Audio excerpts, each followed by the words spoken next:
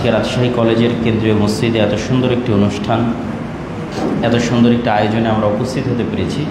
অবশ্যই মহান আল্লাহ সুবহানাহু ওয়া তাআলার আমাদের প্রতি দয়া আছে, এই জন্যই তিনি আমাদের এমন একটি ভালো কাজের সাথে সম্পৃক্ত রেখেছেন। পৃথিবীতে বহু মানুষ এই সময় বহু কাজের সাথে সম্পৃক্ত আছে। এই রাজশাহী কলেজেরই অনেক ছাত্রছাত্রী হয়তো ভিন্ন অনেক দুনিয়াবী কাজের সাথে সম্পৃক্ত আছে। সেগুলোকে প্রাধান্য না দিয়ে আল্লাহর সন্তুষ্টির জন্য আমরা যে মসজিদে এসেছি, একত্রিত হয়েছি দ্বীনের জ্ঞান অর্জনের জন্য, এটি প্রমাণ বহন করে যে আল্লাহ সুবহানাহু ওয়া তাআলা আমাদের কল্যাণ চান। ওমা ইউরিদিল্লাহু বিহি খায়রান ইফাক্কিহু ফিদ্দীন। আল্লাহ যে ব্যক্তির কল্যাণ চান সে ব্যক্তিকে আল্লাহ সুবহানাহু ওয়া তাআলা দ্বীনের জ্ঞান অর্জনের সুযোগ দান করেন। আপনি কিসের ভিত্তিতে মাপবেন যে একজন ব্যক্তি আল্লাহর রহমতপ্রাপ্ত, দয়াপ্রাপ্ত এবং আরেকজন ব্যক্তি আল্লাহর দয়া এবং রহমত থেকে বঞ্চিত, অভিশপ্ত? আপনি কি কারো ধন সম্পদের মাপকাঠি দেখে, কারো সুখ এবং দুনিয়াবী যে ঐশ্বর্য আছে সেটি দেখে, ভোগ বিলাসিতা দেখে, যে আমার পার্শ্ববর্তী একজন সে খুব দামি গাড়িতে চড়ছে, দামি মোটরসাইকেল চালাচ্ছে, দামি ফোন ইউজ করতেছে, তার মানে তার উপর আল্লাহর দয়া আছে? না, আসলে কার প্রতি আল্লাহর দয়া আছে সেটি মাপার জন্য আপনাকে দেখতে হবে যে কাকে আল্লাহ সুবহানাহু ওয়া তাআলা এই পুরো 24 ঘন্টা সময়ের মধ্যে সালাত আদায় করতে, শুধুমাত্র 5 ওয়াক্ত সালাত ফরজ আদায় করতে ঘড়ি ধরে আধা ঘন্টা সময়ও লাগে না। 5 ওয়াক্ত সালাতের যদি শুধু ফরজ রাকাতগুলো আদায় করা হয় এবং টাইমার ওয়াচ যদি অন করে দিয়ে আদায় করা হয়, ধীরে স্থিরভাবে আদায় করা হয়, তাহলে সারাদিনের সকল 5 ওয়াক্ত সালাত মিলিয়ে আধা ঘন্টা হবে না। তাহলে পুরো 24 ঘন্টা সময়ের মধ্যে যে আধা ঘন্টা সময় আল্লাহ সুবহানাহু ওয়া তাআলার সন্তুষ্টির জন্য ব্যয় করতে পারছে না, সে আল্লাহর দয়া এবং রহমত থেকে বঞ্চিত অবস্থায় আছে। আর আপনি সেটার সাথে সম্পৃক্ত আছেন, করতে পারছেন, মসজিদে আসতে পারছেন, মানে আপনার দয়া, আপনার উপর আল্লাহর দয়া আছে। তো সেই মাপকাঠি দিয়ে আমাদের চিন্তা করতে হবে। যেমন আজকে যদি আমরা ফিলিস্তিনের মানুষের কথা চিন্তা করি, যেটি আজকে আমাদের আলোচ্য বিষয়বস্তু, তাহলে বাহ্যিক দৃষ্টিকোণ থেকে দেখলে মনে হবে তারা পৃথিবীর সবচেয়ে হতভাগা, সবচেয়ে ব্যর্থ, সবচেয়ে অসহায়। আর আমরা অথবা আমাদের মতো আর যারা উন্নত পৃথিবীতে বসবাস করছে, ডেভেলপিং অথবা ডেভেলপড কান্ট্রিতে বসবাস করছে, তারা হয়তো খুব ভালো, খুব সুখে, খুব স্বাচ্ছন্দ্যের সাথে আছে। এটা মানুষের দৃষ্টিভঙ্গির উপর নির্ভর করে। পয়েন্ট অফ ভিউ, কোন দৃষ্টিকোণ থেকে আপনি দেখবেন সেটির উপর নির্ভর করে, এবং এটি একটি আপেক্ষিক বিষয়। আপনি মন্তব্য করে দিলেন আর হয়ে গেল, বিষয়টি এমন নয়। একজন মানুষ হাসি মুখে মৃত্যুকে আলিঙ্গন করতেছে, আর একজন মৃত্যুকে এতটা ভয় পাচ্ছে যে মৃত্যু থেকে বাঁচার জন্য ছটফট করতেছে। আমাকে আইসিইউতে ভর্তি করো। করোনার সময় যেমন আমরা দেখতাম, রাজশাহী মেডিকেলে করোনার সময় দীর্ঘদিন আমার যাওয়ার সুযোগ হয়েছে। তো মানুষের বাঁচার জন্য যে কি অস্থিরতা মানুষের মধ্যে কাজ করে, যে সে মৃত্যুর জন্য প্রস্তুত নয়, সে বাঁচতে চায়। আইসিইউতে যেহেতু সংকট ছিল বেডের, তো আত্মীয় স্বজনরা কীভাবে লিয়াজু মেনটেন করে, অনুরোধ করে, তদবির করে কেমনে তার পেশেন্টকে আইসিইউর মধ্যে ঢুকাবে যাতে সে বাঁচতে পারে, না মারা যায়। অথবা আইসিইউর পূর্বে যেটা আছে high flow oxygen nasal cannula, যেটা খুব বেশি অক্সিজেন দিত, তার আগে আছে নর্মাল অক্সিজেন। এই যে মানুষের ছটপট দৃশ্য বাঁচার জন্য। আর তার বিপরীতে আপনি এমনও মানুষ দেখছেন যারা মৃত্যুকে হাসি মুখে আলিঙ্গন করতেছে। তাহলে এই দুইটা ন্যারেটিভের মধ্যে পার্থক্য আছে, এই দুইটা দৃষ্টিভঙ্গির মধ্যে পার্থক্য আছে। এই দৃষ্টিভঙ্গিটা মানুষের ঈমান, মানুষের চিন্তা, মানুষের চেতনা, মানুষের বিশ্বাসের উপর ভিত্তি করে নির্ধারিত হয়। পৃথিবীর যদি আমরা সর্বশ্রেষ্ঠ মানুষ হিসেবে কোরআনের আলোকে যদি দেখি, কোরআনের দৃষ্টিভঙ্গিতে যদি দেখি, তাহলে পৃথিবীর সর্বশ্রেষ্ঠ মানুষ হচ্ছেন নবীরা। নবীরা যদি পৃথিবীর সর্বশ্রেষ্ঠ মানুষ হয়, তাহলে তাদের জীবনী যেভাবে আল্লাহ সুবহানাহু ওয়া তাআলা পবিত্র কোরআনে উল্লেখ করেছে, সেই জীবনীগুলো যদি আপনি বিশ্লেষণ করেন যে তাদের জীবনীগুলোর মধ্যে কী ধরনের কষ্ট, দুঃখ, প্রবলেম তারা ফেস করেছে। যেমন ইউসুফ আলাইহিস সালাতু ওয়াস সালামের জীবনী যদি আমরা ধরি, তিনি ভাইদের ষড়যন্ত্রের শিকার হয়ে কুয়াতে নিক্ষিপ্ত হয়েছেন এবং ছোট বয়সী পিতামাতার আদর এবং স্নেহ থেকে বিচ্ছিন্ন হয়ে মানুষের বাড়িতে কাজের লোক হিসেবে কৃতদাস হিসেবে বিক্রি হয়ে গেছে। মানুষের বাড়িতে কাজ করতে করতে মিথ্যা অপবাদ মাথায় নিয়ে জেলে গেছে এবং 7 বছর জেল খেটেছে। তাহলে এই প্রত্যেকটা পয়েন্ট যদি আমরা আমাদের সাথে মিলাই, দেখবেন একটাও আমাদের সাথে মিলবে না। যে আমরা ছোটোবেলায় বাপ মা থেকে বিচ্ছিন্ন হয়ে গেছি, আমাকে আমার ভাইয়েরা ষড়যন্ত্র করে হত্যা করতে চেয়েছিল, ঠিক আছে, তারপর আমি মানুষের বাড়িতে কৃতদাস হিসেবে বিক্রি হয়ে সেখানে মানুষের বাড়িতে কাজ করে খাই, তারপরে সেখান থেকে আমাকে মিথ্যা অপবাদ দিয়ে জেলে দিয়ে দেওয়া হলো, আমি 7 থেকে 10 বছর মিথ্যা অপবাদ মাথায় নিয়ে জেল খাটলাম। একটা পরিসংখ্যানেও আপনার লাইফের পরিসংখ্যানের সাথে ইউসুফ আলাইহিসসালাতু ওয়াসসালামের জীবনী আপনি মিলাতে পারবেন না, অথচ তিনি একজন নবী, তার বাবা নবী, তার দাদা নবী এবং তার পর দাদাও নবী। তার বাবা হচ্ছেন ইয়াকুব আলাইহিসসালাতু ওয়াসসালাম, তিনি নবী, তার দাদা হচ্ছেন ইসহাক আলাইহিসসালাতু ওয়াসসালাম, তিনি নবী, এবং তার পর দাদা হচ্ছেন ইব্রাহিম আলাইহিসসালাতু ওয়াসসালাম, তিনি নবী। এই জন্য রাসূল সাল্লাল্লাহু আলাইহি ওয়াসাল্লাম বলেছেন, কতই না সৌভাগ্যবান ইউসুফ আন-নবী ইবনুন নবী ইবনুন নবী, যে নবীর ছেলে নবীর ছেলে নবীর ছেলে নবী, অনেক সৌভাগ্যবান। কিন্তু তার লাইফ হিস্ট্রি দেখে যে এত উঁচু মর্যাদা সম্পন্ন বংশে আল্লাহ সুবহানাহু ওয়া তাআলা কর্তৃক বাছাইকৃত নবী ইব্রাহিম আলাইহিসসালাতু ওয়াসসালামের বংশে এবং পরস্পর ধারাবাহিক সবাই নবী, তার সাথে কি হচ্ছে? তাহলে বাহ্যিক দৃষ্টিকোণ থেকে দেখলে তো এটা মনে হবে যে এটা পরাজয়, বাহ্যিক দৃষ্টিকোণ থেকে দেখলে তো মনে হবে অসহায়। কিন্তু এই প্রত্যেকটা সিচুয়েশনে যদি আপনি ইউসুফ আলাইহিস সালামের মেন্টালিটি চেক করেন, ওনার মধ্যে আপনি ন্যূনতম হতাশা, ন্যূনতম ফ্রাস্ট্রেশন, ন্যূনতম দুশ্চিন্তা খুঁজে পাবেন না। যে উনি 7টা বছর জেলে আছে, যেই মুহূর্তে ওনাকে জেল থেকে বের হয়ে যেতে বলা হচ্ছে, উনি জেল থেকে বের হবে না। তো উনি যদি খুব অস্থির থাকতো জেল থেকে বের হওয়ার জন্য, তাহলে যখনই আদেশ জারি হলো যে তোমাকে জেল থেকে বের হওয়ার অনুমতি দেওয়া হলো, দৌড় দিয়ে জেল থেকে বেরিয়ে যেত। উনি বলছেন না, আমি জেল থেকে বের হব না। কেন বের হবেন না? তো বলে, যতক্ষণ আমার নামে যারা মিথ্যা অপবাদ দিয়েছে তারা ক্লারিফিকেশন না দিবে যে তারা আমার নামে মিথ্যা অপবাদ দিয়েছিল, শহরের মানুষের সামনে প্রকাশ্যে না বলবে, ততক্ষণ আমি ইউসুফ, আমার আত্মমর্যাদার হানি হবে যে আমি স্বেচ্ছায় জেল থেকে বেরিয়ে যাব। অথচ 7 বছর থেকে উনি জেলে আছে। তাহলে ওনার পয়েন্ট অফ ভিউ থেকে জেলে থাকাটা কেমন, আর আমাদের পয়েন্ট অফ ভিউ থেকে জেলে থাকাটা কেমন? ঠিক ফিলিস্তিনের মানুষ যারা বর্তমান সিচুয়েশনে আছে, আমাদের দৃষ্টিকোণ থেকে তারা খুব কষ্টে, খুব দুঃখে আছে, কিন্তু অন্য দৃষ্টিকোণ থেকে দেখলে যে আসলে প্রকৃত সফলকে, দুনিয়াতে সফলতাই প্রকৃত সফলতা নয়। কাম মিন মাশহুরিন ফিদ দুনিয়া মাজহুলুন ইনদাল্লাহ, কত মানুষ আছে পৃথিবীতে সেলিব্রিটি, প্রসিদ্ধ, কিন্তু আল্লাহর নিকটে অপ্রসিদ্ধ, অপরিচিত। আল্লাহর দরবারে তার নামই উচ্চারিত হয় না। মানে যদি ফেরেশতারা নাম না উচ্চারণ করে, ফেরেশতারা যখন ডিউটি দেয়, দায়িত্ব পালন করে, প্রত্যেকটা শিফটিংয়ে রাসূল সাল্লাল্লাহু আলাইহি ওয়াসাল্লাম কেন সোমবার বৃহস্পতিবার সিয়াম রাখতেন, কেন তিনি মাসের 3 দিন সিয়াম রাখতেন, কেন শাবান মাসে সিয়াম রাখতেন, ঠিক আছে, 5 ওয়াক্ত সালাতে জামাতের সাথে কেন আদায় করতে চাইতেন, কেন এই প্রত্যেকটা শিফটিংয়ে ফেরেশতারা রিপোর্ট সংগ্রহ করে এবং আল্লাহ সুবহানাহু ওয়া তাআলার কাছে রিপোর্ট দেয়। তো উনি চান যে প্রত্যেক রিপোর্টে ওনার নামটা ভালোর সাথে উচ্চারিত। এরকম কত মানুষ পৃথিবীতে আছে প্রসিদ্ধ, কিন্তু আল্লাহ সুবহানাহু ওয়া তাআলার নিকটে অপ্রসিদ্ধ, ওর কোনো ভ্যালুই নেই আল্লাহর নিকটে। সে ডাস্টবিনে পড়ে মারা যাবে না ভাগাড়ে পড়ে মারা যাবে, এটা আল্লাহ সুবহানাহু ওয়া তাআলা পরোয়া করেন না। আর আরেকজন যাকে পৃথিবীর কোনো মানুষ চিনে না, কিন্তু সে আল্লাহ সুবহানাহু ওয়া তাআলার কাছে এতটাই ভ্যালুয়েবল, এতটাই প্রসিদ্ধ যে কেউ যদি তার সাথে শত্রুতা করে, তাহলে আল্লাহ আসমানে ওখান থেকে ঘোষণা করেন যে যে তার সাথে শত্রুতা স্থাপন করেছে, আমি আল্লাহ ওর সাথে শত্রুতা স্থাপন করলাম কেন, সে আমার বন্ধু। তখন যে ওই ব্যক্তির সাথে শত্রুতা স্থাপন করেছে, ওকে ধ্বংস করার জন্য যা করা লাগবে তার ব্যবস্থাপনা আল্লাহ করবে। তো পৃথিবীতে সফলতার মানদণ্ডটা যদি আমরা আজকের এই ফিলিস্তিন আলোচনার শুরুতেই যদি আমরা চিন্তা করি যে আমরা আজকে এখানে এসেছি, একত্রিত হয়েছি, আরও রাজশাহী কলেজে অসংখ্য ছাত্রছাত্রী আছে, ফিলিস্তিনিদের থেকে আমরা কি শিখতে পারি? তারা যে এখন খাদ্য কষ্টে আছে, বিশেষ করে এখন ইনস্ট্যান্ট এই আজকালের যে সিচুয়েশান, আজকালের সিচুয়েশানে ফিলিস্তিনে কোনো ত্রাণ প্রবেশ করতে দেওয়া হচ্ছে না, জাতিসংঘের চেষ্টা সত্ত্বেও।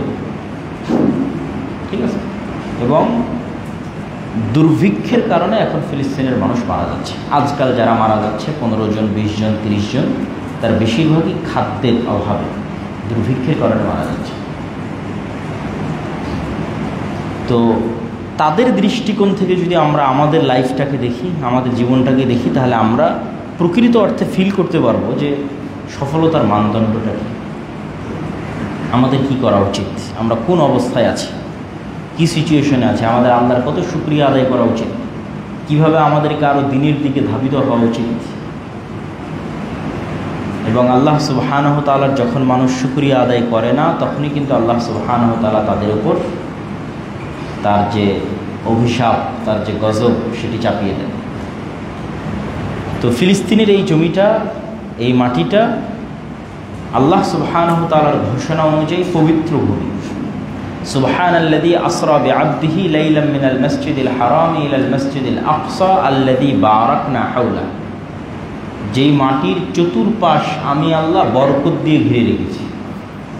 আর এক আয়াতে আল্লাহ সুবহানাহু ওয়া তাআলা বলছেন, ওয়ানাজ্জাইনাহু ওয়া লূতান ইলাল আরদিল্লাতী, আমি লূতকে এবং ইব্রাহিমকে ওই মাটিতে আশ্রয় দিয়েছি যেই মাটিতে আমি বরকত রেখেছি, রহমত রেখেছি সারা পৃথিবীর মানুষের জন্য। আল্লাহু আকবার।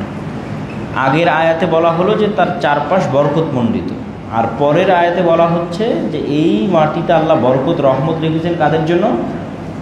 সমগ্র পৃথিবীর মানুষের জন্য রেখেছেন।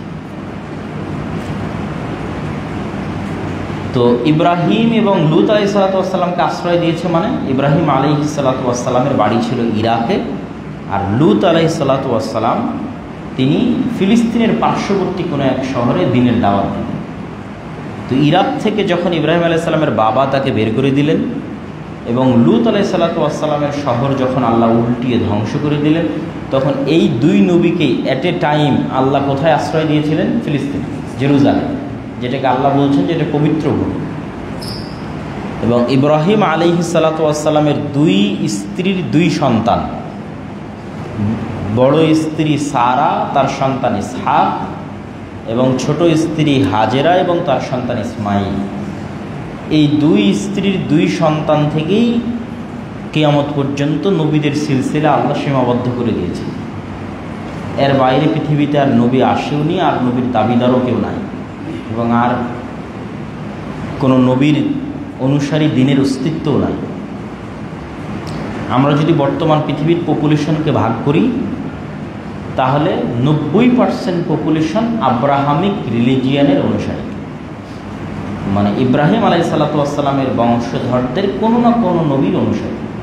তার মধ্যে সবচেয়ে বেশি আসবে খ্রিস্টানেরা, তারা ইব্রাহিম আলাইহিসসালামের সন্তান ইসহাকের পরবর্তী বংশধর ঈসা আলাইহিসসালামের অনুসারী। তারপরে আসবে মুসলমানেরা, যিনি ইব্রাহিম আলাইহিসসালামের সন্তান ইসমাইল আলাইহিসসালামের পরবর্তী বংশধর মুহাম্মদ সাল্লাল্লাহু আলাইহি ওয়াসাল্লামের অনুসারী। আর তারপরে অল্প সংখ্যক আসবে ইহুদিরা, যারা ইব্রাহিম আলাইহিসসালামের সন্তান ইসহাক আলাইহিসসালামের পরবর্তী বংশধর মুসা আলাইহিসসালামের অনুসারী।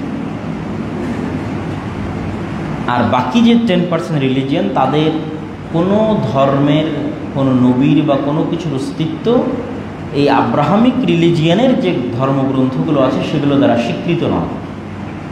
এবং আব্রাহামিক রিলিজিয়ানের যে ধর্মগ্রন্থগুলো আছে, এই ধর্মগ্রন্থগুলো একটা আরেকটার সত্যায়নকারী, মিথ্যায়নকারী নয়।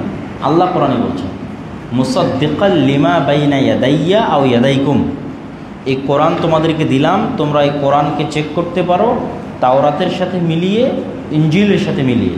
ঠিক আল্লাহ যখন ইনজিল দিয়েছেন তখন ইনজিলের ক্ষেত্রেও বলেছেন তোমরা এই ইনজিলকে চেক করে নাও তাওরাতের সাথে মিলিয়ে। এই দুটোর মধ্যে তোমরা কোনো অমিল দেখবে না, দেখবে যে কমন জিনিস পাওয়া।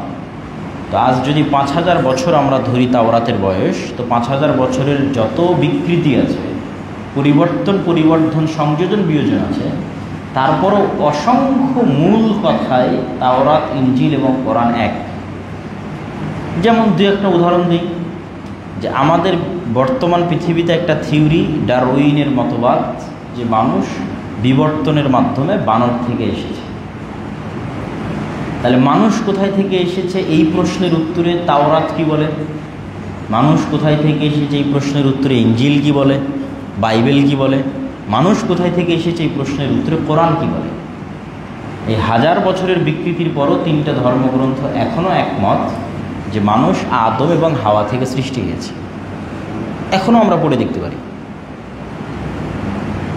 ঠিক পৃথিবীতে ভয়ঙ্কর একটা বন্যা হয়েছিল নূহ আলাইহিস সালামের সময়। পৃথিবীতে ভয়ঙ্কর একজন জালেম শাসক এসেছিল ফেরাউন, যে পানিতে ডুবে গেছিল। এরকম বড় বড় প্রত্যেকটা ঘটনায় ধর্মগ্রন্থগুলো কমন। তুর পাহাড় থেকে মুসা আলাইহিস সালাম যে 10টা আদেশ কাষ্ঠফলকে লিখে নিয়ে এসেছিলেন, ওই 10টা আদেশ এখন তাওরাতে যেভাবে আছে সেম ওই 10টা আদেশ পবিত্র কোরআনে আছে। এরকম আরও অসংখ্য বিষয় তুলে ধরা যায়। নবীদের নাম আমরা বলছি ইব্রাহিম, তারা বলছে আব্রাহাম। আমরা বলছি ইসহাক, তারা বলছে আইজাক। আমরা বলছি ইয়াকুব, তারা বলছে জ্যাকব। আমরা বলছি ইউসুফ, তারা বলছে জোসেফ। আমরা বলছি দাউদ, তারা বলছে ডেভিড। এই জন্যই দেখবেন বারবার মুহাম্মদ সাল্লাল্লাহু আলাইহি ওয়াসাল্লাম বলতেন যে আমি মিল্লাতে ইব্রাহিমের অনুসারী। কেন? এটাই হচ্ছে ফ্যাক্ট চেকার, কোন মানদণ্ডে মাপবা যে আমি সঠিক না তোমরা সঠিক। ইব্রাহিমের প্রকৃত অনুসারী যে সে সঠিক। তো এই জন্য মুহাম্মদ সাল্লাল্লাহু আলাইহি ওয়াসাল্লাম বারবার নিজেকে দাবি করতেন কি, তোমরা মিল্লাতে ইব্রাহিমের অনুসারী না, মিল্লাতে ইব্রাহিমের প্রকৃত অনুসারী আমি। তো এই জন্য বারবার কোরআনে দেখবেন বলা হয় ইব্রাহিম মুশরিক ছিল না, ইব্রাহিম ইহুদি ছিল না, ইব্রাহিম নাসারা ছিল না, ইব্রাহিম মুসলিম ছিল। মানে এটাই, তোমরা যদি বলো যে তোমরাও ইব্রাহিমের অনুসারী, তাহলে এই জিনিসগুলো চেক করো যে ইব্রাহিম কোথাও বলেছে যে আমি ইহুদি ছিলাম, আমি নাসারা ছিলাম। ইব্রাহিম কখনো শিরক করেছে কিনা? তোমরা তো আল্লাহর সন্তান দাবি করে শিরক করছো। তো রাসূল সাল্লাল্লাহু আলাইহি ওয়াসাল্লাম তাদের সাথে ফাইট দিতেন। তিনিও ইব্রাহিম আলাইহিস সালামের উত্তরসূরি এবং তিনি প্রকৃত ইব্রাহিম আলাইহিস সালামের অনুসারী। এই আলোচনা থেকে আমাদের জন্য শিক্ষণীয় কি মাঝখানের এই আলোচনা, যদিও এই আলোচনা ফিলিস্তিনের সাথে কানেক্টেড হবে। আল্লাহ ইব্রাহিম আলাইহিস সালামের 2 সন্তানের একজনকে ফিলিস্তিনে রেখেছেন, একজনকে মসজিদ আকসার পাশে আর একজনকে কাবার পাশে। এই দুইটা পৃথিবীর সবচেয়ে পুরাতন পবিত্রতম মসজিদ। এই 2 পুরাতন পবিত্রতম মসজিদ আবাদ করত ইব্রাহিম আলাইহিস সালামের 2 সন্তানের বংশধরেরা। এটা মূলত এই আলোচনার সামারি। কিন্তু এখান থেকে আমাদের আরেকটি শিক্ষণীয় আছে, সেটা যে জুলাই পরবর্তী বাংলাদেশে আমাদেরকে বুঝতে হবে যে বাঙালি জাতীয়তাবাদের সাথে মুসলিম জাতীয়তাবাদের দ্বন্দ্বটা কোথায়। আবারও বাঙালি জাতীয়তাবাদের সাথে মুসলিম জাতীয়তাবাদের দ্বন্দ্বটা কোথায়। আমরা অবশ্যই ভাষাগতভাবে নৃতাত্ত্বিকভাবে বাঙালি, কিন্তু আমরা ধর্মের দিক থেকে মুসলিম। এবং এই অঞ্চল, যে অঞ্চলটা 1905-এ বঙ্গভঙ্গ হয়েছিল, যেহেতু আমরা যদি একটু শর্টকাটে বলি যে এখানে স্বাধীন সুলতানি শাসন আমলে মুসলমানেরা স্বাধীন ছিল। স্বাধীন সুলতানি শাসন আমলের নিদর্শন কি রাজশাহীতেই বেশি আছে, কেন রাজশাহী যেহেতু স্বাধীন সুলতানি শাসন আমলের রাজধানীর এরিয়ার মধ্যে পড়ে, তো রাজধানী কেন্দ্রিকৃত উন্নয়নগুলো বেশি হয়। এখন যেমন ঢাকা কেন্দ্রিক উন্নয়ন বেশি। তাহলে স্বাধীন সুলতানি শাসনামল ইখতিয়ারউদ্দিন মহমুদ্দিন বখতিয়ার খিলজি যখন এই বাংলা জয় করে, তখন তার রাজধানীটা ছিল মালদা এবং চাঁপাইনবাবগঞ্জ সীমান্তবর্তী গৌড়। তাহলে ওই গৌড় অঞ্চল এবং তার আশেপাশে উন্নয়ন বেশি হবে। এই জন্য বাঘাদেব মসজিদ, কুসুম্বাতে মসজিদ, চাঁপাইনবাবগঞ্জের সোনা মসজিদ, এগুলো হচ্ছে তখনকার উন্নয়নের নিদর্শন। এই স্বাধীন সুলতানি শাসনামলের পরে মুঘলদের শাসন, মুঘলরাই প্রথম রাজধানী চেঞ্জ করে কোথায় নিয়ে গেল? ঢাকাতে। তার ওই যে আহসান মঞ্জিল, লালবাগের কেল্লা, এগুলো হচ্ছে তাদের শাসন আমলের নিদর্শন, রাজধানীতে তাদের উন্নয়নের নিদর্শন। তারপরে যখন নবাব সিরাজউদ্দৌলারা আসলো, তারা রাজধানী নিয়ে গেল মুর্শিদাবাদে তাদের পতন হলো। এই মোটামুটি 3-4 বার রাজধানী চেঞ্জ হয়েছে। আর সবচেয়ে পুরাতন রাজধানী আমাদের এখানে, তারপরে রাজধানী সোনারগাঁ, যারা হচ্ছে 12 ভূঁইয়া, তারপরে রাজধানী মোগলদের হচ্ছে ঢাকা, তারপরে রাজধানী হচ্ছে নবাবদের মুর্শিদাবাদ। মানে এই বাংলার ইতিহাসটা যদি আমি বলি। তারপরে ব্রিটিশরা আসার কারণে সবচেয়ে ক্ষতিগ্রস্ত হলো মুসলমানেরা, কেননা তারা ছিল শাসক। তারা চিরস্থায়ী বন্দোবস্তের মাধ্যমে সব জমি জায়গা হিন্দুদের দিয়ে দিল, জমিদারি। তখন মুসলমানদের হিন্দুদের বিরুদ্ধেও লড়াই করতে হতো, ব্রিটিশদের বিরুদ্ধে লড়াই করতে হতো। তিতুমিরের বিদ্রোহ শুধু ব্রিটিশদের বিরুদ্ধে ছিল না, হিন্দুদের বিরুদ্ধে ছিল, হিন্দু জমিদারদের বিরুদ্ধে ছিল। তো এই যে আমার রাজধানী কেন্দ্রিক আমরা মুসলমানেরা যে উন্নয়ন ভোগ করতাম, ব্রিটিশরা আসার পর তারা রাজধানী নিয়ে চলে গেল কলকাতায়। পুরো ভারতের রাজধানী হয়ে গেল কলকাতা, দিল্লি না। মুসলমানদের আমলে পুরো ভারতের রাজধানী ছিল দিল্লি। আর ব্রিটিশদের আমলে পুরো ভারতের রাজধানী ছিল কলকাতায়, তাহলে আমার ঢাকাও মাইনাস, আমরা এই পুরো বাংলা মাইনাস। তখন এই অঞ্চলের মুসলমানেরা কি হলো, সুবিধা বঞ্চিত হয়ে গেল, শিক্ষা দীক্ষা সভ্যতা সব কিছু থেকে মাইনাস। তখন তাদের শিক্ষা দীক্ষা ঢাকা কেন্দ্রিক আর একবার উন্নয়নের জন্য 1905-এর বঙ্গভঙ্গের দাবি মুসলমানদের পক্ষ থেকে, যে স্যার সালিমুল্লাহর কথা আমরা শুনি, যার দানে যার সহযোগিতায় ঢাকা বা বিশ্ববিদ্যালয়গুলো, ঢাকা মেডিকেল কলেজ, বুয়েট এগুলো প্রতিষ্ঠিত হয়েছে।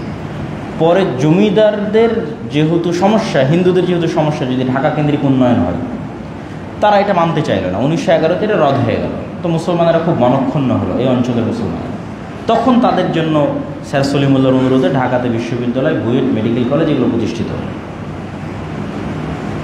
তারপরে 1947 শেরে বাংলা একে ফজলুল হক চাইতেন যে দুই বাংলা মিলে আমরা ভারতের সাথেও না পাকিস্তানের সাথেও না অখণ্ড বাংলাদেশ চাই। তা 1905-এ যেই হিন্দু জমিদাররা বলল দুই বাংলা এক রাখতে হবে, তারাই 1947 এসে শেরে বাংলার স্বাদ দিল না। তারা বলল না, আমরা হিন্দুরা আলাদা হয়ে ভারতের সাথে যুক্ত হব। তাহলে বাঙালি জাতীয়তাবাদের যে থিওরি 1905-এ আবেগময় ভাষায় আমার সোনার বাংলা লেখা হলো, বন্দে মাতারাম লেখা হলো, এই বাংলাকে গ্লোরিফাই করা হলো, ঐক্যবদ্ধ বাংলাকে, বাঙালি জাতীয়তাবাদের থিওরি প্রতিষ্ঠিত হলো। সেই থিওরির দাবি অনুযায়ী তো 1947-এ দুই বাংলা একত্রিত হয়ে আলাদা দেশ হতে হবে। কিন্তু তারা ইউটার্ন নিয়ে কী করলো, না, আমাদের কাছে হিন্দুত্ববাদী যে জাতীয়তাবাদ সেটি আমাদের কাছে প্রাধান্যপ্রাপ্ত। ফলত বাঙালি জাতীয়তাবাদের লাস্ট ডেস্টিনেশন হয়ে গেল ভারতীয় জাতীয়তাবাদ। তখন এই অঞ্চলের মুসলমানিত্ব রক্ষার জন্য শেরে বাংলা বললেন, যদি দুই বাংলা এক না রাখা যায় তাহলে আমাদের পাকিস্তানের সাথে যাওয়াই ভালো, অন্তত আমরা আইডেন্টিটি ক্রাইসিসে ভুগব না। মুসলমানদের ভবিষ্যৎ প্রজন্ম মুসলমান হওয়ার কারণে আইডেন্টিটি ক্রাইসিসে ভুগবে না, যেটা ভারতের মুসলমানেরা মুসলমান হওয়ার কারণে আইডেন্টিটি ক্রাইসিসে ভুগতেছে। তাহলে এই আইডেন্টিটি ক্রাইসিসের মধ্যে আমরা পড়ব না।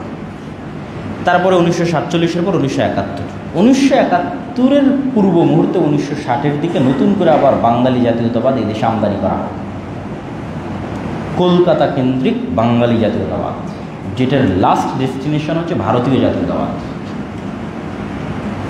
এবং মুসলমানদেরকে হীনম্মন্য ভাবানো হয় যে তুমি যদি কলকাতা কেন্দ্রিক হাজার বছরের বাঙালি সংস্কৃতির অনুষঙ্গ না হও তাহলে তুমি এলিট ক্লাসের অংশ হতে পারবে না। যেটা প্রথম আলো প্রতিষ্ঠা করেছে, ডেইলি স্টার প্রতিষ্ঠা করেছে, উদিচি থেকে শুরু করে, ছায়ানট থেকে শুরু করে, যেগুলো 1960-এর দশকে বাঙালি জাতীয়তাবাদ কেন্দ্রিক যে সাংস্কৃতিক প্রতিষ্ঠানগুলো, তারা এই ন্যারেটিভটা এই দেশে আমদানি করে কলকাতা থেকে, এবং মুসলমানদের ফিল করায় যে তুমি যদি পহেলা বৈশাখে ইলিশ পান্তা না খাও, পহেলা বৈশাখ উদযাপন না করো, বা বাঙালি জাতীয়তাবাদের আর যা কিছু আছে অনুষঙ্গ, যেটা বাঙালির হাজার বছরের কৃষ্টিকাজ, এটার মধ্যে যদি তুমি না আসো তাহলে তুমি সাম্প্রদায়িক জঙ্গি। তাহলে 90% মুসলমানের দেশে মুসলমান পরিচয় বহনকারী মানুষদেরকে কী করা হলো, মূল স্রোত থেকে মাইনাস করে দেওয়া হলো, আর একটা নতুন স্রোত তৈরি করা হলো বাঙালি জাতীয়তাবাদের প্রতি। আমার এই আলোচনার সাথে ওইটার কানেক্টিং কি, ওইটার কানেকশান হচ্ছে যে আমরা ওই থিওরিটার ফাইট দিব কীভাবে। অনেকে এভাবে ফাইট দিতে চায় যে না, আমরাও বাঙালি হিসেবে, বাংলা সাহিত্য হিসেবে, বাংলা চর্চা হিসেবে, সব দিক থেকে আমরাও মুসলমান হিসেবে তাদের চেয়ে বড় লেভেলে পৌঁছে যাব, দিয়ে আমরা কলকাতা কেন্দ্রিক যেটা আছে সেটাকে ফাইট দেব। এটা সম্ভব না। আপনাকে চিন্তা করতে হবে যে অত্র অঞ্চলের ভারত কেন্দ্রিক, হিন্দুত্ববাদ কেন্দ্রিক অথবা কলকাতা কেন্দ্রিক যে বাঙালি জাতীয়তাবাদ, এরা পৃথিবীর 1%ও না। আর মুসলমানদের যে সংস্কৃতি, এই সংস্কৃতিটা হচ্ছে গ্লোবাল সংস্কৃতি।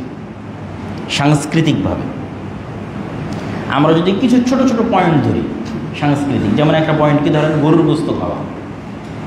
তাহলে যদি আপনি বাঙালি জাতীয়তাবাদের থিওরিতে আপনি যান, তাহলে আপনি যদি গরুর গোস্ত খান তাহলে আপনি সাম্প্রদায়িক। তাহলে আপনাকে এলিট হতে হলে গরুর গোস্ত খাওয়া বাদ দিতে হবে।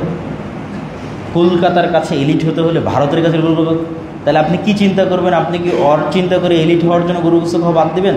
না, আপনি চিন্তা করবেন আব্রাহামিক রিলিজিয়নের অনুসারে পৃথিবীর 90% মানুষ গরুর গোস্ত খায়, সুতরাং আমি গ্লোবাল নাগরিক, আমি তো ইউরোপের সাথে কানেক্টেড, আমেরিকার সাথে কানেক্টেড, এদের তো গণারই দরকার নেই, এদের তো পৃথিবীতে কোনো অস্তিত্ব নাই, কোনো অংশই নাই, কোনো ভূমিকাই নাই, তাহলে কেন আমি তাকে গণব? আমি তো এদের চেয়েই তো টপ লেভেলের ওয়ার্ল্ড ওয়াইড যে কানেক্টিভিটি, যে সংস্কৃতি, সেই সংস্কৃতির অংশ। ধরেন আর একটা যদি ছোট্ট পয়েন্ট বলি, মুসলমানি করা। তা মুসলমানি করা হিন্দুদের সংস্কৃতি না, কিন্তু মুসলমানি করা গ্লোবাল সংস্কৃতি। কেন আব্রাহামিক রিলিজিয়নের সব দিনের অনুসারীরা কি করে? মুসলমানি করে। খ্রিস্টানেরা মুসলমানি করে, ইহুদিরা মুসলমানি করে, মুসলমানেরা মুসলমানি করে। তাহলে আপনি ওর সাথে তুলনা করে কেন বিনম্র না হবে? আপনি তো গ্লোবাল নাগরিক। সুতরাং আপনাকে ওইটার সাথে ওইভাবে ফাইট না দিয়ে আপনাকে সবসময় ফাইট দিতে হবে কীভাবে? বিশ্ব চিন্তা করে। এবং বাংলাদেশেরও স্বাধীনতা অক্ষুণ্ণ থাকবে যদি বাংলাদেশ ভারত নির্ভর না হয়ে বিশ্ব নির্ভর হয়। বিশাল মুসলিম বিশ্ব, বিশাল ইউরোপ, বিশাল আমেরিকা। আল্লাহ সুবহানাহু ওয়া তাআলার কথা অনুযায়ী খ্রিস্টানেরা মুসলমানদের প্রতি বেশি সফট হবে হিন্দুদের চাইতে, ব্রাহ্মণদের চাইতে। আল্লাহর কোরআন আয়াতের যদি আমরা অনুবাদ করি যে মুসলমানদের প্রতি সবচেয়ে অত্যাচার করবে, সবচেয়ে জুলুম করবে ইহুদিরা এবং হিন্দুরা, এবং সফট থাকবে মোটামুটি, এবং বেশি ইসলাম গ্রহণ করবে। কিয়ামতের পূর্ব মুহূর্তে যদি সব মানুষ মুসলমান হয়তো সবচেয়ে বেশি ইসলাম গ্রহণ করবে কারা? খ্রিস্টানরা। এবং অতীতেও সবচেয়ে বেশি ইসলাম গ্রহণ করেছে কারা? খ্রিস্টানরা। সুতরাং অন্য দিক থেকে নয়, ধর্মের অনুসরণের দিক থেকে না, মিল্লাতে ইব্রাহিমের অনুসারী হিসেবে মুসলমানেরই শ্রেষ্ঠ। কিন্তু এই বাঙালি জাতীয়তাবাদকে ফাইট দেওয়ার জন্য আব্রাহামিক রিলিজিয়নের আর অন্য ধর্মের অনুসারীরা যারা পৃথিবীতে বসবাস করতেছে তাদের সাথে আপনি আপনার সংস্কৃতিটা মিলানোর চেষ্টা করবেন, যে আমি তো সাংস্কৃতিকভাবে তাদের সাথে কানেক্টেড, তাদের সাথে আমার বনারই দরকার নেই যে হিন্দু, এই কলকাতার হিন্দু দাদাবাবুদের কাছে আমাকে শ্রেষ্ঠ হতে হবে, আমাকে তার কাছে এলিট ক্লাসের হতে হবে। এই ন্যারেটিভটা যদি আমরা একটু জাতীয়ভাবে তৈরি করতে পারি, তাহলে প্রথম আলো বা ডেইলি স্টার যে ন্যারেটিভ আমাদের খাওয়ানোর চেষ্টা করে বা এলিট ক্লাস থেকে মুসলমানদেরকে মাইনাস করে এবং সেকুলার না হলে, বাঙালি জাতীয়তাবাদে বিশ্বাসী না হলে মুসলমানদের এলিট ক্লাসে জায়গা নেয়, যে ডিমোরালাইজ করা হয়, সেই জায়গা থেকে এটা আমাদের শিক্ষা। তো আমরা আবার আমাদের আলোচনায় ফিরে যাই। তো এই ইব্রাহিম আলাইহিসসালাতু ওয়াসসালামের দুই সন্তানের এক সন্তান মসজিদ আকসা কেন্দ্রিক, আর এক সন্তান হচ্ছে কাবা কেন্দ্রিক। এই ইউসুফ আলাইহিসসালাতু ওয়াসসালামই যখন কুয়ায় নিক্ষিপ্ত হয়ে মিশরে বিক্রি হয়ে গেলেন, এখনও কিন্তু ফিলিস্তিনের সাথে মিশর কানেক্টেড। আপনি এখনও গাজায় কোনো ত্রাণ মিশর ছাড়া দিতে পারবেন না। তো এটা আগের থেকেই ভৌগোলিকভাবে যুক্ত একটা অঞ্চল হচ্ছে মিশর ফিলিস্তিন। ওই যে ইব্রাহিম আলাইহিসসালাতু ওয়াসসালামের স্ত্রী সারাকে নিয়ে তিনি এক সফরে যাচ্ছিলেন, জালেম বাদশাহ তার স্ত্রীর সাথে মতলব নিয়ে সামনের দিকে এগিয়ে আসছিল, এই যে বুখারীর যে বর্ণনা, এটাও কিন্তু তারা ফিলিস্তিন থেকে, মানে জেরুজালেম থেকে খাদ্যের অন্বেষণে মিশর যাচ্ছিলেন। তো ফিলিস্তিনের সাথে মিশরের যোগাযোগ এবং সম্পর্কটা ঐতিহাসিকভাবে। তো ইউসুফ আলাইহিস সালাম মিশরে আসলেন, মিশরের তিনি মন্ত্রী হয়ে গেলেন। তারপরে তার বাবা, তার ভাইয়েরা সবাই মিশরে আসলো। তারপরে মিশরে যাদের সাথে অ্যালাই করে, যাদের সাথে জোট করে ইউসুফ আলাইহিস সালাম শাসন চালাতেন, তাদের পতন হলো, ফারাওদের উত্থান হলো। ফারাও বংশ, ফেরাউন, তাদের উত্থান হলো। সবাইকেই ফেরাউন বলা হয়, তাদের বংশের যত রাজা আছে, এটা তাদের উপাধি। ঠিক আছে, যেমন আমরা আমাদের যুগে ইউজ করতেছি প্রাইম মিনিস্টার, প্রেসিডেন্ট, এই যে উপাধিগুলো ইউজ করতেছি। কোথাও আমিরুল মুমিনিন উপাধি ইউজ হচ্ছে, কোথাও খাদিমুল হারামাইন আর শরীফাইন উপাধি ইউজ হচ্ছে। এই যে উপাধিগুলো তো সবার ক্ষেত্রে ব্যবহার হচ্ছে। ঠিক ফেরাউন একটা উপাধি। তখন ওই ফারাও বংশের অনুসারীরা আগের সরকারের জোটের সঙ্গী কে ছিল? ইউসুফ আর তার বংশধর। যেমন গত 16 বছরের ফ্যাসিজম, তারা চিন্তা করেছে কি আগের সরকারের জোটের অংশ কারা ছিল। তো শুধু আগের সরকারের বিরুদ্ধে না, জোটের যারা অংশ ছিল তাদের সাথে শত্রুতা। তাহলে জোটের অংশ ছিল ইউসুফ আলাইহিস সালাম এবং তার ভাইয়েরা, এরাই হলো বানু ইসরাইল। তখন তাদের উপর জুলমের স্টিম রোলার শুরু হলো, এবং এই জুলমটা আরও বাড়লো কেন? তারা স্বপ্নের মধ্যে দেখলো বহু পাদ্রী, বহু জ্যোতিষী, যে একটা আগুন জেরুজালেম থেকে উঠতেছে, সেই আগুনে পুরো মিশরের রাজ্য ভস্মীভূত হয়ে যাচ্ছে, ধ্বংস হয়ে যাচ্ছে। জ্যোতিষীরা ব্যাখ্যা দিল যে জেরুজালেম থেকে কারা আসছে? এরাই তো বানু ইসরাইলেরই তো আসছে, এরা ইব্রাহিম আলাইহিস সালামের বংশধর, ইসহাক, ইয়াকুব, ইউসুফ এবং তার 11 ভাইয়ের পরবর্তী সন্তান। এরাই তো জেরুজালেম থেকে আসছে। অতএব এদের থেকে এমন সন্তান জন্ম নিবে আপনার শাসন ক্ষমতা ধ্বংস করে দেবে। তখন 300 বছর লাগাতার এদের উপর জুলম চললো, যে জুলমের বর্ণনা আল্লাহ দিয়েছে, ছেলে সন্তানকে জবাই করবে, মেয়েদের মাছিয়ে রাখবে। তো 300 বছরের জুলমে এরা গোলাম হিসেবে, এদের নেচার গোলাম হয়ে গেল। যেমন আমরা মানসিকভাবে এখনও 190 বছরের যে ব্রিটিশ শাসন, সেটা ট্রমা বহন করি, ট্রমা মেন্টালি, জেনেটিক্যালি, এবং ট্রমাটাইজড হওয়ার কারণে আমাদের অজান্তেই আমাদের মধ্যে গোলামির স্বভাব কাজ করে। 70 বছর স্বাধীনতা ভোগ করার পরেও আমরা ওইটা থেকে বের হতে পারি। আর এই 70 বছরের স্বাধীনতাটা যেহেতু গণতন্ত্র কেন্দ্রিক ছিল, আর গণতন্ত্রও যেহেতু গোলামির যে নেচারগুলো ওগুলো টিকিয়ে রাখার সিস্টেমটা ধরে রাখে। গোলামির নেচারটা কি, যে এখানে ধরেন 10 জন মানুষ ক্ষুধার্ত আছে, তো 10 জন মানুষের মধ্যে আমি একটা রুটি নিক্ষেপ করে দিলাম, তো 10টা মানুষ রুটিনে কাড়াকাড়ি করবে না? তাহলে এই যে রুটিনে কাড়াকাড়ি করতেছে একটা আত্মমর্যাদা সম্পূর্ণ মানুষ, কিন্তু স্বাধীন মানুষ কিন্তু যার কাছে খাবারের কষ্ট নাই, সে কিন্তু রুটিনে কাড়াকাড়ি করবে না। তাহলে তো গোলামের নেচার। তাহলে এই নেচারটা কীভাবে কন্টিনিউ করা যায় স্বাধীন হইলেও? সেটার সিস্টেমই ডেমোক্রেসি। ডেমোক্রেসি থাকলেই এরা একজন আরেকজনের নিন্দা করবে, অপবাদ দিবে, হিংসা করবে, মারামারি করবে, ক্ষমতা নিয়ে মারামারি করবে, টাকা দুটো দখল করার জন্য দুটো বেশি ইনকাম করার মারামারি করবে। এরা নিজের অজান্তে গোলামের সংস্কৃতি লালন করবে, যে গোলামের সংস্কৃতি আমরা এদের 190 বছর যাবৎ শিখিয়েছি, যে একটা টাকার জন্য তোদের মারামারি করতে হবে, মিথ্যা বলতে হবে, ধোকা দিতে হবে, নাহলে ইনকাম। এটাই তো গোলামের মধ্যে বিল্ড আপ হয়। 190 বছরে আমাদের মধ্যে এটা বিল্ড আপ হয়েছে যে আমরা মিথ্যা না বললে, ধোকা না দিলে, দুটো টাকার জন্য মারামারি না করলে, ক্ষমতার জন্য মারামারি না করলে আমরা পাবো না। তো ঠিক এই সেম জিনিস বানু ইসরায়েলের মধ্যে বিল্ড আপ করেছিল। 300 বছর তারা ফেরাউনের গোলাম ছিল। এই জন্য আল্লাহ সুবহানাহু ওয়া তাআলা দেখলেন যে মুসা আলাইহিস সালামকে যদি আল্লাহ বানু ইসরায়েলদের সাথে মানুষ করে, তো নেচার তো খারাপ হয়ে যাবে, গোলামানা নেচার হয়ে যাবে। তখন মুসা আলাইহিস সালামকে আল্লাহ নিয়ে চলে গেলেন একদম রাজার বাড়িতে, যেখানে তিনি প্রিন্স হিসেবে মানুষ হবে। কেন? একটা মানুষের যে স্বভাবজাত বৈশিষ্ট্য সেটা যেন অক্ষত থাকে, একটা মানুষের যে স্বাধীন চেতা আত্মমর্যাদা সম্পূর্ণ যে বৈশিষ্ট্য সেটা যেন মুসা আলাইহিস সালামের চরিত্রের মধ্যে অক্ষত থাকে। মুসা আলাইহিস সালামকে তো আর ফেরাউন খাবারের জন্য, সে তো তার নিজের সন্তান হিসেবে তাকে লালন করতেছে, তার স্ত্রীর চরম এবং পরম ভালোবাসার কারণে এবং তার ভালোবাসার কারণে একটা সন্তানকে যেভাবে আদর দিয়ে লালন পালন করে সেভাবে লালন পালন করতেছে। আর এট এ টাইম বানু ইসরায়েলরা গোলাম হিসেবে, মাজলুম হিসেবে আছে। এই জন্যই মুসা আলাইহিস সালামের সামনে যখন উনি বড় হলেন, 40 বছর বয়স যখন ওনার হলো, উনি দেখছেন যে এক বানু ইসরায়েলের উপর এক ফেরাউনের লোক জুলুম করতেছে। তো জুলুম করা দেখে উনি এক থাপ্পড় দিয়েছে। আপনি চিন্তা করেন তো, ওই টোটাল বানু ইসরায়েলের তখন যা সংখ্যা, ওদের কোনো একজন এই থাপ্পড় দেওয়ার সাহস করবে? কোনো একজন করবে না। কেন করবে না? কেন? 200 বছর যাবত সে গোলাম আছে, এই সেন্সই তার কাজ করবে না। কিন্তু মুসা আলাইহিস সালামের এই সেন্স কাজ করতেছে কেন? উনি তো স্বাধীন, উনি তো স্বাধীন হিসেবে, উনি তো জুলম বাধা দিতে হবে। তো আমরা এখন পর্যন্ত মুসলমানেরা মুক্তি পাচ্ছি না কেন? ওই যে পুরো মুসলিম বিশ্বের যেখানেই যাবেন সেখানেই মুসলমানেরা কলোনিয়াল যে ঔপনিবেশিক যে গোলামির যুগটা ছিল সেটা ট্রমা বহন করতেছে জেনেটিক্যালি, এবং যেখানে জুলম যত বেশি ছিল সেখানে ট্রমা তত ভয়ঙ্কর।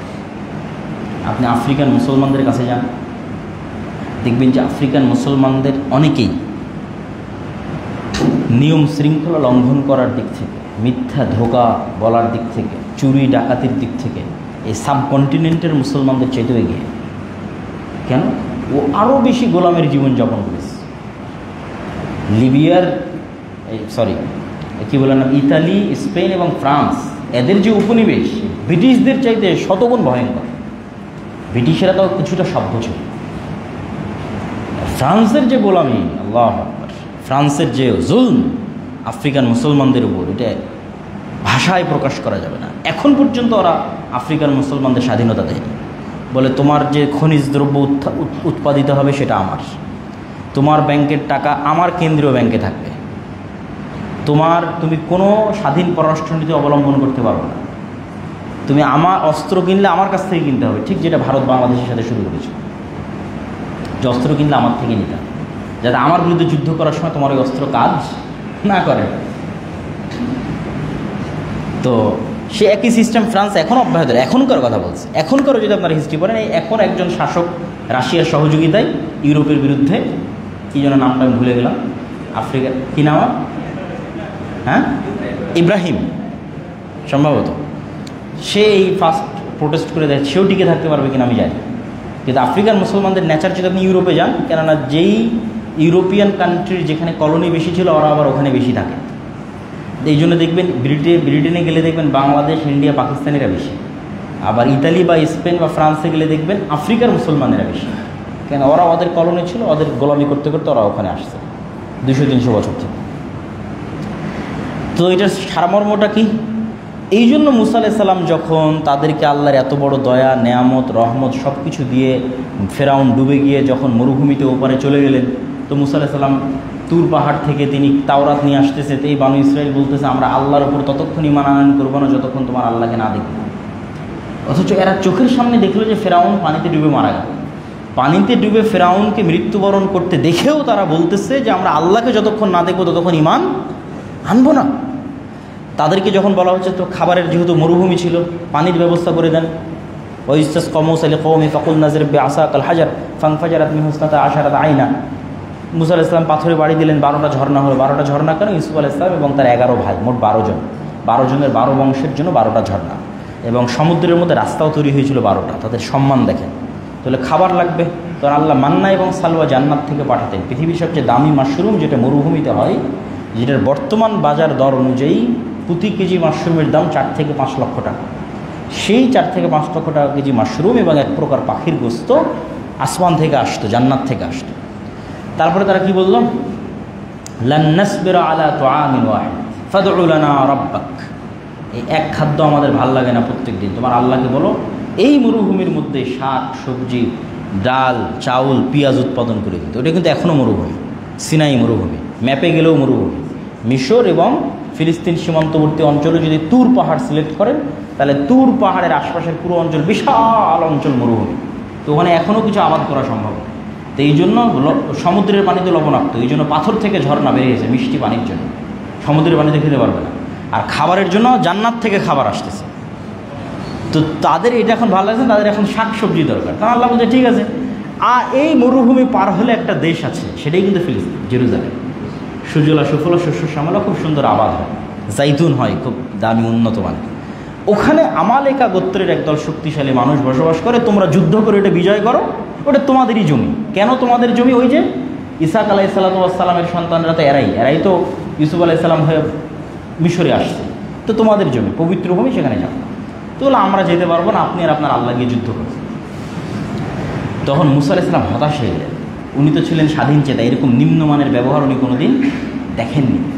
তাহলে এরা এত নিম্নমানের ব্যবহার কেন করতেছে অথচ এরা নবীর সন্তান? ওই যে 190 বছর 200 বছর গোলামি করেছে। আপনি যদি এখন বাংলাদেশের রাজনীতি দেখেন যে এই যে জুলাইয়ের এত কষ্টের পর এত কামড়াকামড়ি কেন, কোনো অ্যান্সার নেই। 190 বছর ব্রিটিশদের গোলামি করেছে, রক্তের মধ্যে ওইটা ঢুকে আছে। কথা বুঝতে পেরেছেন?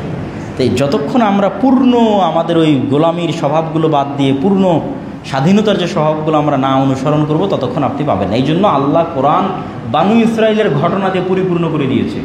এই জন্য রাসূল সাল্লাল্লাহু আলাইহি ওয়াসাল্লাম বলেছে এমন একদিন আসবে বানু ইসরাইল আর তোমরা 2 জুতার পাটের মতো হয়ে যাবা। জুতার এক পাটের সাথে আর এক পাটের কোনো অমিল আছে? কোনো অমিল নাই। তাহলে বানু ইসরাইলরা যদি কোনো গর্তে, সাপের গর্তে প্রবেশ করে থাকে, তোমরাও ওই গর্তের মধ্যে প্রবেশ করবে। বানু ইসরাইলের কোনো এক মানুষ যদি তার মায়ের সাথে জেনা করে থাকে, তাহলে আমার উম্মতের কেউ তার মায়ের সাথে জেনা করবে। নাউযুবিল্লাহ। এইভাবে তোমরা বানু ইসরাইলের সাথে মিলে যাবে। অতএব বানু ইসরাইলের ঘটনা দিয়ে কোরআন পরিপূর্ণ করে দিলাম।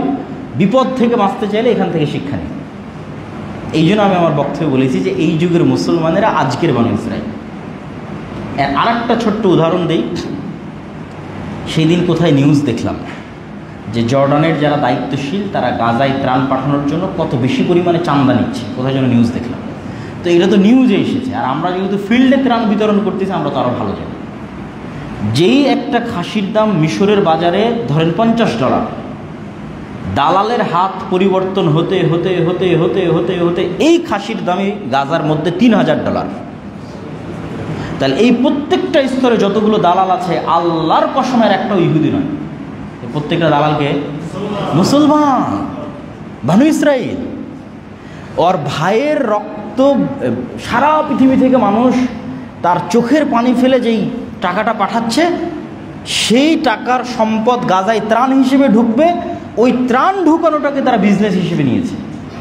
মুসলমান যখন আব্দুর রহিম এই গল্পগুলো শোনায়, তখন তো আমি বলি যে ঠিক আছে, আমি যে বক্তব্য দিয়েছি ঠিক বক্তব্য দিয়েছি, যে আজকের যুগের মুসলমানেরা আজকের যুগের বানু ইসরাইল। কেননা গোলামি করতে করতে তাদের নেচার এরকম হয়ে গেছে।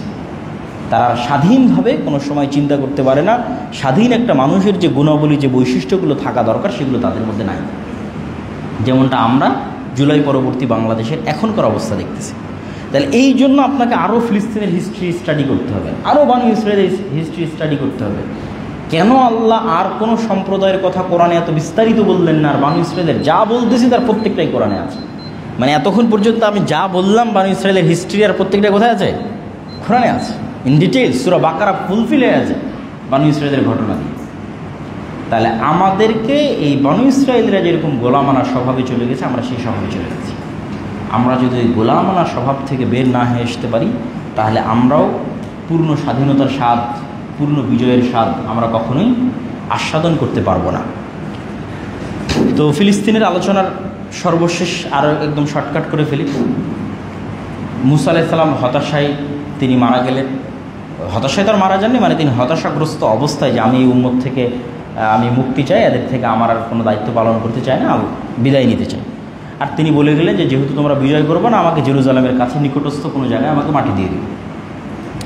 মুসা আলাইহিস সালামের সফর সঙ্গী ছিল ওই যে খিজির আলাইহিস সালামের সময় দেখা করতে গিয়ে লেগেছিল, ওর নাম হচ্ছে ইউশা বিন নূন। মুসা আলাইহিস সালামের মৃত্যুর পর সে নবী হলো। সে তাদেরকে বললো যে তোমরা যে 40 বছরে শাস্তি ভোগ করলা, মরুভূমির মধ্যে পাগলের মতো ঘুরতে থাকলা, এইটা আল্লাহ তোমাদের ক্ষমা করে দিয়েছে, তোমরা আল্লাহর ক্ষমা হিসেবে চলো আমরা যুদ্ধ করি। আল্লাহর আদেশ ছিল জিহাদ করা। তো জিহাদ না করাটাও যে মুনাফিকি, সেটারও কিন্তু এটা একটা আলামত। তারা যে এই শাস্তিটা আরোপ হয়েছিল কিন্তু জিহাদ না করার কারণে। তখন ইউশা বিন নূন তাদেরকে নিয়ে জিহাদে চলে গেলেন। আর আমালেকা গোত্রের মানুষেরা ছিল অনেক শক্তিশালী। জিহাদ করতে করতে করতে করতে করতে করতে শুক্রবার সন্ধ্যায় গেলে শনিবার রাত শুরু হবে। এর শনিবার দিন যেহেতু পবিত্র, ইবাদত বন্দিগির জন্য মুসা আলাইহিস সালামের দিন অনুযায়ী যুদ্ধ বিগ্রহ বন্ধ। তখন ইউশা বিন নূন আল্লাহর কাছে দোয়া করলেন, আল্লাহ সূর্যকে যদি না থামান আর আজকের যুদ্ধ যদি এখন কমপ্লিট না হয়, পরের দিন আবার এই যুদ্ধ নতুন করে স্টার্ট করতে আমরা পারবো কিনা বা বিজয় পাবো কিনা জানি না, আপনি দয়া করে সূর্যকে থামিয়ে দেন। সহিহ বুখারীর রিওয়ায়াত যে আল্লাহ পৃথিবীতে একবার সূর্যকে থামিয়েছিলেন, সেটি ইউশা বিন নূনের জন্য আর জেরুজালেম বিজয়ের জন্য। কখনোই কিন্তু মুসলমানেরা তাদের শক্তি দিয়ে বিজয় অর্জন করে, কখনোই না। আল্লাহর উপর আস্থা এবং ভরসা এবং আল্লাহর সহযোগিতা। এরপরে যখন আবার তাদেরকে ওই বাদশাহ জালুত, যাকে কোরআনে বলা হয়েছে, জালুতকে ইংরেজিতে সার্চ দিয়ে লেখা সে জুলিয়েট, রোমান এম্পায়ারে জুলিয়েট নামে কোনো বাদশাহ ছিল। সে যখন আবার জেরুজালেমদেরকে এখান থেকে বের করে, এই বানু ইসরায়েলদের এখান থেকে বের করে দিল, তারা তখন আবার তাদের নবী শামুয়েলের কাছে বললো যে আমরা আবার ফিরে যেতে চাই, কী করা যায়? বলে আল্লাহ তোমাদের মধ্যে একজন বাদশাহ বানিয়ে পাঠিয়ে দিবে, তার নাম তলুতকে বাদশাহ করার পর তারা বললো এর তো বংশমর্যাদা নেই, কিছু না, একদম আমরা বাদশাহ হিসেবে মানবো না। আল্লাহ বললো বংশমর্যাদা না থাকলে ওর জ্ঞান আছে, শরীরে শক্তি আছে, হিকমা আছে, শরীরে শক্তি আছে, সে নেতা হবে, মেনে নাও। নেতা হিসেবে মেনে নিল। বললো সামনে পরীক্ষা আছে, একটা নদী আছে, এই নদী সাঁতার দিয়ে পার হতে হবে। যে পানি না খেয়ে পার হতে পারবে, যার শরীরের সক্ষমতা এতখানি যে পানি না খেয়ে সাঁতার দিয়ে পার হবে, সেই জিহাদে অংশগ্রহণ করতে পারবে। তাহলে ফিজিক্যাল স্ট্রেংথ থাকাও কিন্তু মুসলমানদের জন্য খুব জরুরি। বিনা পানি পান করে একটা লম্বা নদী সাঁতার দিয়ে পার হওয়া ফিজিক্যাল স্ট্রেংথ ছাড়া ইম্পসিবল। এই জন্য ফিজিক্যাল ফিটনেসও খুব ইম্পর্টেন্ট। তো 313 জন ওই দিন নদী পার হতে পেরেছিল, তার মধ্যে একজন দাউদ আলাইহিস সালাম নিজে তখন জালুতকে হত্যা করলেন। তারপরে আল্লাহ তালুতের পরে এবং শামুয়েলের পরে দাউদকে নবী এবং বাদশাহ বানিয়ে দিলেন। দাউদের পর তার ছেলে সুলাইমান বাদশাহ হল। তারা তখন তাদের পুরো রাজ্যের হেডকোয়ার্টার বানানো হচ্ছে জেরুজালেমকে। এখন যে মসজিদে আকসা, সেটা জিনদের দ্বারা তখন সুলাইমান আলাইহিস সালাম তৈরি করেছিলেন। তারপরে হিস্ট্রি রিপিটেড, সামনে আগাইতে থাকলো। তারপরে ঈসা আলাইহিস সালাম, জাকারিয়া আলাইহিস সালাম, ইয়াহইয়া আলাইহিস সালাম, মারিয়াম আলাইহিস সালাম, তারাও এই মাটিতেই জন্ম, এখানেই জন্ম, এই মসজিদেই জন্ম। এবং মারিয়াম আলাইহিস সালামের যে মসজিদের খেদমত করতেন, যেই মসজিদে তার খালু জাকারিয়া আলাইহিস সালাম ইমামতি করতেন, সেগুলো সব হচ্ছে এই মসজিদ আকসার মসজিদ। তারপরে আসলে আমাদের নবী মুহাম্মদ সাল্লাল্লাহু আলাইহি ওয়াসাল্লাম কয়েকভাবে মসজিদ আকসার সাথে কানেক্ট করেছেন। এক নম্বর হচ্ছে কেবলা। প্রথম থেকেই কেবলা জেরুজালেম ছিল, মসজিদ আকসা ছিল। তো যখন মুহাম্মদ সাল্লাল্লাহু আলাইহি ওয়াসাল্লাম মক্কায় থাকতেন, তখন তিনি কাবা ঘরের এমন জায়গায় দাঁড়াতেন যাতে কাবা ঘরও সামনে হয়, মসজিদে আকসাও সামনে হয়। এই জন্য তখন ওনার কোনো ঝামেলা ছিল না। কিন্তু যখন মক্কা থেকে হিজরত করে মদিনায় গেলেন, তখন উনি একটা গেল এই দিকে, একটা এই দিকে, মদিনাটা এই সাইডে। তাহলে মদিনার থেকে হয় আপনাকে মসজিদে আকসা মুখে দাঁড়াতে হবে, না হলে কাবা মুখে দাঁড়াতে হবে। তো যেহেতু কেবলা মসজিদে আকসা, তো মসজিদে আকসা মুখে দাঁড়ালেন। কিন্তু কষ্ট লাগলো কি, যেহেতু ওনার শৈশব, কৈশোর, যৌবন, বংশ সব কিছু কিসের শ্রেষ্ঠত্ব দেখে বড় হয়েছেন? উনি কাবার শ্রেষ্ঠত্ব দেখে বড় হয়েছে। ওনার বাপ, দাদা, চাচা, অল এভরিথিং, ওনার পুরো লাইফ উনি কোথায় বড় হয়েছেন? কাবার আশেপাশে বড় হয়েছে। এইটা ওনার কাছে খুব কষ্ট লাগলো। কদ নারা তাকাল্লুবা ওয়াজহিকা ইলাস সামা। তখন আল্লাহ বললো যে ঠিক আছে, তোমার কেবলা আমি পরিবর্তন করে কাবার দিকে করে দিলাম। তাহলে এই কেবলা মসজিদ আকসার দিকে রাখার কারণে মদিনার খ্রিস্টানরা পর্যন্ত আশ্চর্য হয়ে যেত, মদিনার ইহুদিরা পর্যন্ত আশ্চর্য হয়ে যেত যে এই আরব ভূমিতে কোনো নবী আসেনি, মানে ওই জাজিরাতুল আরবের ওই অংশটুকু, মক্কা মদিনায় অতীতে কোনো দিন কোনো নবী আসেনি, কোনো ধর্মগ্রন্থ আসেনি, তাহলে মোহাম্মদ ইসলাম জানলো কেমনে যে মসজিদে আকসার দিকে মুখ করে সালাত আদায় করতে হবে? আর একটা বিষয় কানেক্ট করলেন কী করে, সেটা হচ্ছে ওই যে মেরাজের রাতে সুবহানাল্লাযী আসরা বিআবদিহি ওখানে মেরাজের রাতে সেখানে সকল নবীর ইমামতিতে সালাত আদায় করালেন। আর 3 নম্বরে হচ্ছে ওমর ইবনুল খাত্তাব রাদিয়াল্লাহু তাআলা আনহু জেরুজালেম বিজয় করলেন, এবং জেরুজালেম বিজয় তিনি বলেছেন যে আজকে যে জেরুজালেম বিজয় হচ্ছে এটা শক্তির কারণে না, কোনোবারই শক্তির কারণে জেরুজালেম বিজয় করে না, সালাহুদ্দিন আইয়ুবী শক্তির কারণে জেরুজালেম বিজয় করে। প্রত্যেকটা বিজয় এসেছে আল্লাহর উপর ভরসা, আল্লাহর উপর আস্থা এবং আল্লাহর উপর ঈমান, স্বাধীন চেতা মনোভাব, গোলামানা স্বভাব থেকে বের হয়ে আসা, কোরআন কেন্দ্রিক জীবনযাপন করা। আর ইসলাম ধর্মের শ্রেষ্ঠত্ব এবং মুহাম্মদ সাল্লাল্লাহু আলাইহি ওয়াসাল্লামের নবুয়তের শ্রেষ্ঠত্ব ফুলফিল হয় যখন এট এ টাইম মসজিদ আকসা এবং কাবা, আব্রাহামিক রিলিজিয়ানের 2টা স্মৃতি, আর তো কোনো স্মৃতিই নাই। ধরেন মসজিদ আকসা যখন আমার কাছে, তখন খ্রিস্টান আর ইহুদিদের কাছে কি আছে? কিছুই নাই, জিরো। তাহলে আব্রাহামিক রিলিজিয়ানের 2টা স্মৃতি আমার কাছে, তাহলে মিল্লাতে ইব্রাহিমের দাবিদার হওয়ার যে আমার দাবি এবং বাস্তবে আমার যে প্রভাব, 2টা তখন সমানে সমান হয়ে যায়। তখনই ওই আয়াতটা তখন প্রস্ফুটিত হয়ে ওঠে যে হুয়াল্লাযী আরসালা রাসূলাহু বিল হুদা ওয়া দীনিল হক লিইয়ুযহিরাহু আলাদ দীনি কুল্লি। এই জন্য মসজিদে আকসা আমাদের লাগবেই, জেরুজালেম এবং ফিলিস্তিন আমাদের বিজয় হতেই হবে এবং হবেও। এই জন্য আমি বলি যে যেহেতু রাসূল সাল্লাল্লাহু আলাইহি ওয়াসাল্লাম বলেছে যে প্রত্যেকটা গাছ এবং পাথর বলবে যে এখানে ওই জায়নিস্টরা লুকিয়ে আছে, এদের হত্যা করো, তো গাছ আর পাথর কেন বলবে? মানে তাদের জুলমের মাত্রা এত বেশি হবে যে আল্লাহর প্রকৃতি তাদের বিরুদ্ধে কথা বলতে বাধ্য হবে। আল্লাহ, মানুষ তো তাদের বিরুদ্ধে কথা বলবেই।